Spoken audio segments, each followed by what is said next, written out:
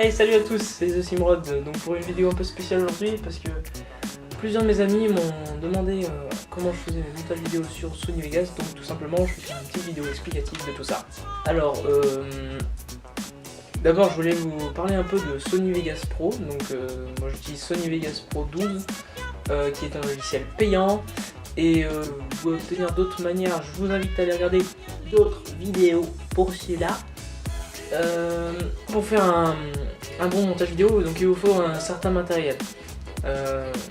D'abord il faudra donc une caméra, logique, il vous faudra peut-être un micro pour le son, parce que c'est beaucoup mieux, que le micro de la caméra est naze, je vous conseille d'utiliser un autre micro spécialement pour ça. Et il vous faudra de la patience et du temps. Parce qu'un montage vidéo ça se fait pas comme ça, vous allez trouver ça long, donc ne perdez pas patience tout de suite, sinon vous pouvez laisser tomber. Et donc maintenant, grâce à la magie du montage vidéo, on se retrouve sur mon ordinateur. Donc nous voici sur le logiciel Sony Vegas Pro 12. Donc comme vous pouvez le voir, l'interface est assez spécifique. En fait l'interface, quand vous l'installerez, ne sera pas forcément la même que celle que j'ai. Mais je vous invite à aller dans affichage pour modifier tous les paramètres de l'interface ici. Donc moi pour ma part j'ai gardé médias de projet, donc là ce sera où vos médias vidéo et audio seront répertoriés. Donc les transitions et effets de vidéo, donc je vous présenterai tout à l'heure dans la vidéo. Ensuite la prévisualisation, donc c'est ce qui vous permet de voir en fait le rendu de votre montage en temps réel. Et le plus important, la timeline en bas.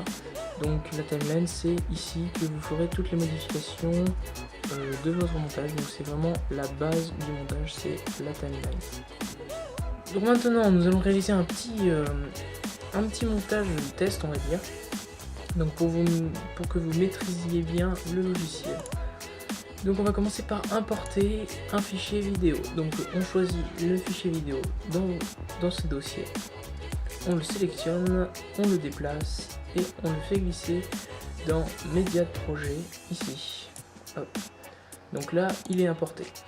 Si vous avez des problèmes d'importation, c'est-à-dire que Sony Vegas ne peut pas lire le format de votre vidéo, téléchargez Format Factory qui vous permettra de changer le format des vidéos et des musiques. Donc moi je vous conseille de le mettre en format MP4 pour les vidéos et pour l'audio MP3, c'est le plus simple. Maintenant on va glisser ce fichier vidéo sur la timeline pour pouvoir commencer à le modifier.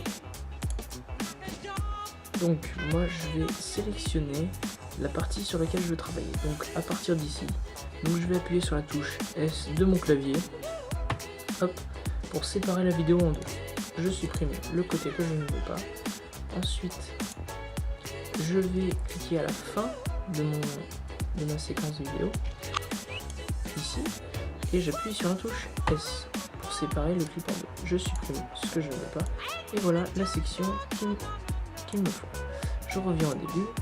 Alors les touches ici, c'est revenir au début, aller à la fin, et là se déplacer d'image en image, et ces touches là vous les connaissez. Donc voilà la petite section sur laquelle nous allons travailler.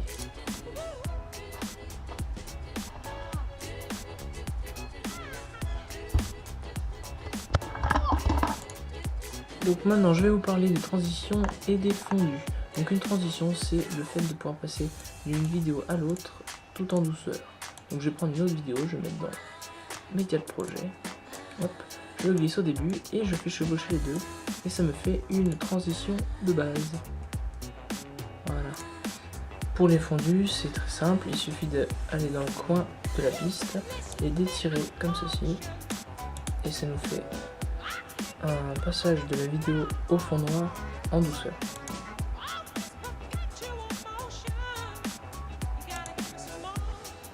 Vous pouvez aussi recadrer l'image. Donc en fait, recadrer c'est ce petit bouton là, vous cliquez dessus et là un menu s'ouvre Et donc vous pouvez recadrer l'image à votre souhait. Si ça ne veut pas, voilà. Donc par exemple je peux zoomer sur la zone centrale. Et je peux l'animer, c'est-à-dire qu'en fait au début je peux zoomer sur la zone centrale et je mets une clé à la fin. Ça bug. Je mets une clé à la fin, j'appuie sur plus pour créer la clé et je dézoome et comme ça, voilà, j'essaie de recentrer à peu près. Et du coup, sur toute la longueur de la vidéo, il y aura un dézoom très lent.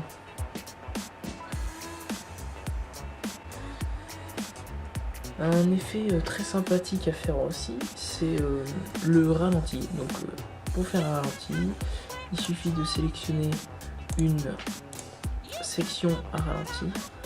Donc on va prendre à partir d'ici, voilà. On appuie sur S pour séparer comme tout à l'heure. Ensuite, on appuie sur S à la fin de la séquence que l'on veut ralentir. Donc ce sera plutôt par là. Ici, on appuie sur S. Et là, on écarte celle-là. Et on va appuyer sur CTRL. Et on va étirer la vidéo. Comme ceci. Voilà. Et donc en fait, elle sera ralentie parce qu'on l'a étirée dans le temps. Ensuite, donc on va voir ce que ça donne.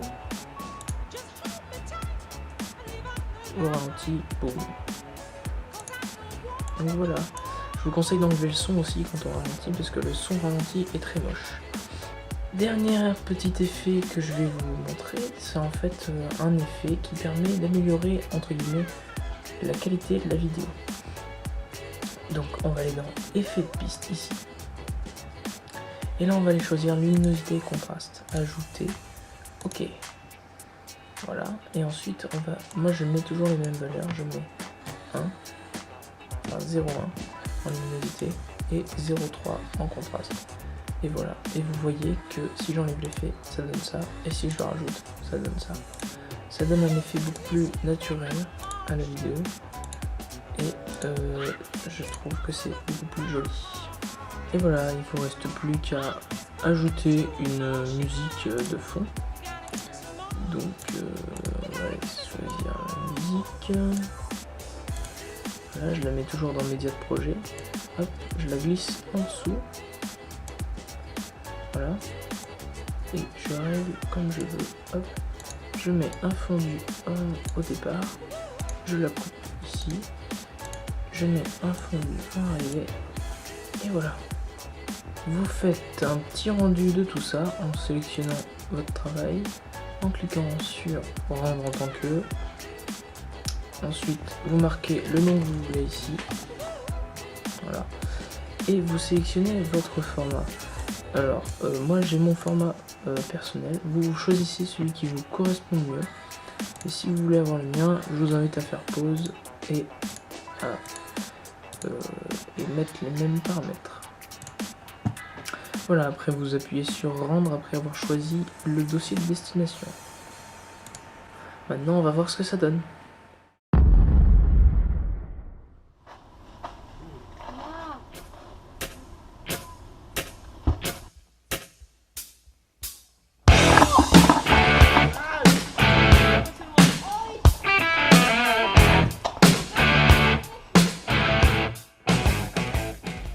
Et voilà, donc j'espère que cette vidéo vous aura plu.